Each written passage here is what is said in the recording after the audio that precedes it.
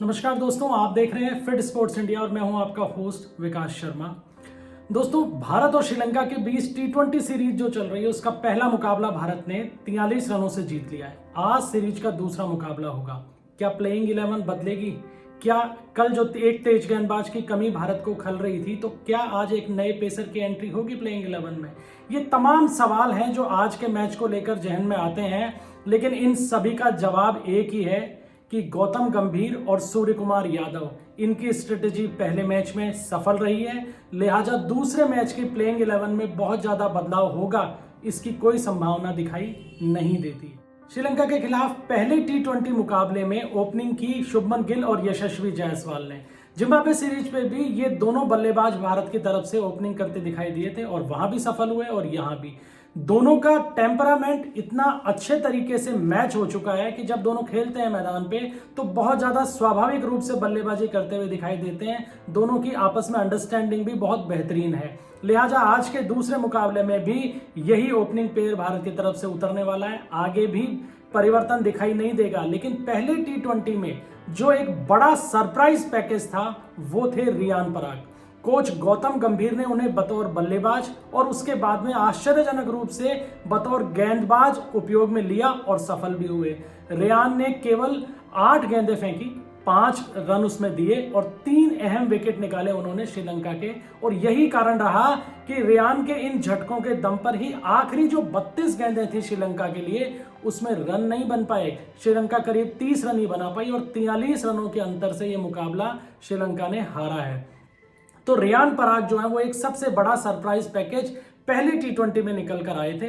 तो अब देखना ये रोचक होगा कि क्या इस प्रयोग को दूसरे मैच में भी कोच काम में लेते हैं। दोस्तों, आपको याद होगा जब गौतम गंभीर केकेआर के कोच बनकर आए थे आईपीएल में, तो उन्होंने आश्चर्यजनक रूप से सुनील नरेन को प्रमोट किया एज ए ओपनर। उस समय काफी सवाल उठे थे कि सुनील नरेन जैसा बल्लेबाज जो लगभग अपना करियर खत्म कर चुका है वो बतौर ओपनर क्यों आ रहा है, लेकिन गौतम गंभीर ने सुनील नरेन के ऊपर दाव लगाया और वो दाव कितना कारगर साबित हुआ ये सबको पता है। सुनील नरेन केकेआर की बैकबोन है बल्लेबाजी की और आईपीएल के अंदर सबसे विस्फोटक बल्लेबाजों में शुमार हैं और उनके इस चेंज का श्रेय जाता है गौतम गंभीर को। तो कुछ उसी अंदाज में गौतम गंभीर ने प्रयोग किया है रियान पराग के ऊपर और रियान ने पहले मैच के अंदर अपने कोच को पॉजिटिव रिजल्ट लाकर भी दिया है। तो ये देखना रोचक होगा कि क्या दूसरे मुकाबले में भी रियान के साथ में गौतम गंभीर उसी स्ट्रेटेजी पे काम करते हैं। हालांकि गौतम गंभीर के जो टेम्परामेंट को जानते हैं वो ये जानते हैं कि गौतम गंभीर के लिए कुछ भी अनएक्सपेक्टेड नहीं है। वो जो करें वो उनके लिए एक्सपेक्टेड होता है और बाकियों के लिए अनएक्सपेक्टेड। बल्लेबाजी में टीम इंडिया ने पहले टी20 के अंदर गिल ने अच्छी बल्लेबाजी की, यशस्वी बहुत अच्छे खेले, कप्तान सूर्य कुमार यादव तो जबरदस्त टच में थे और यही कारण रहा कि वो प्लेयर ऑफ द मैच भी बने।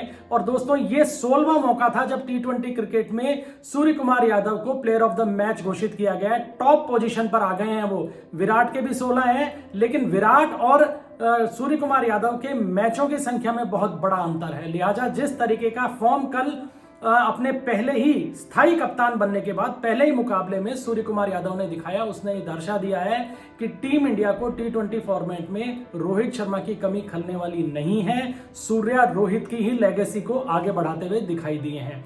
अब सवाल यह उठता है कि कल भारत केवल 2 पेसर लेके उतरा, अर्शदीप सिंह और उनका साथ दिया मोहम्मद सिराज ने। तो क्या दूसरे मुकाबले में भी ऐसा ही होगा? यहां भारत एक परिवर्तन कर सकता है। हालांकि पहले मुकाबले में 3 जो उनके पार्ट टाइम और रेगुलर स्पिनर्स रहे वो काम कर गए और श्रीलंका को 43 रनों से शिकस्त भी मिली। लेकिन जो शुरुआती ओवर थे उन्होंने जिस तरीके से श्रीलंका ने बल्लेबाजी की तो एक बार लगने लगा था कि मैच हाथ से निकल जाएगा। शुरू के 14 ओवरों के अंदर श्रीलंका लगभग 140 रन ठोक चुका था और विकेट कितने गिरे थे? केवल 1। क्यों? क्योंकि भारत के दोनों ही पेसर अर्शदीप और सिराज शुरुआती ओवर में श्रीलंकाई बल्लेबाजों पे कोई दबाव नहीं बना पाए, बिल्कुल बेअसर दिखाई दिए। तो क्या आज बतौर गेंदबाज हमें कोई एक परिवर्तन देखने को मिल सकता है? क्योंकि बाद में स्पिनर्स ने तो अपना काम बखूबी किया। अक्षर पटेल के उस 15वें ओवर को कौन भूल सकता है जिसमें 2 विकेट निकाले। और दोस्तों, दरअसल यही ओवर जो था अक्षर पटेल का, ये टर्निंग पॉइंट था पहले मुकाबले के लिए। तो अगर दूसरे मुकाबले से भी तुलना करें तो स्पिनर्स के अंदर कोई परिवर्तन होता दिखाई नहीं देता। बल्लेबाजी बिल्कुल परफेक्ट चल रही है टीम इंडिया की। अक्सर के कारण भारत को एक अतिरिक्त बल्लेबाज भी मिल रहा है। अक्सर अपने आप को एक ऑलराउंडर के तौर पे बहुत बेहतरीन तरीके से स्टैब्लिश कर चुके हैं टीम इंडिया में। अब जहां चेंज होने की संभावना है वो ये है कि एक अतिरिक्त तेज गेंदबाज टीम इंडिया खिला सकती है, लेकिन फिर अंत में बात वहीं आके अटकती है गौतम गंभीर पे, कि गौतम गंभीर जो करें वो कभी भी अनएक्सपेक्टेड नहीं होता उनके लिए, और गौतम को जाना जाता है प्रयोग करने के लिए और रिस्क उठाने के लिए। जो रिस्क उन्होंने पहले मैच में उठाई है और अब वो दूसरे मैच में भी उठा सकते हैं, कोई आश्चर्य नहीं होगा। तो हो सकता है हमें एज इट इज प्लेइंग 11 देखने को मिले दूसरे मुकाबले में भी, लेकिन गौतम को एक इस सीरीज को जीतने के लिए जिससे सबसे बड़ा मुकाबला करना पड़ेगा वो है वेदर। पल्ले केले में आज भारी बारिश की आशंका है, 86% संभावना बारिश की जताई गई है। तो अगर ऐसा हुआ तो मैच डिस्टर्ब हो सकता है दोस्तों, और अगर बारिश मेहरबानी करती है और भारत इस मैच को खेलता है तो निश्चित रूप से जिस तरीके की फॉर्म भारतीय बल्लेबाजों की और गेंदबाजों की है, टीम इंडिया इस मुकाबले को जीत के सीरीज अपने नाम कर सकती है। आज के वीडियो में इतना ही। मैच के बाद में फिर एक बार आपके सामने हाजिर होंगे, तब तक के लिए इजाजत दीजिए अपने होस्ट विकास शर्मा को। धन्यवाद। जय हिंद, जय भारत।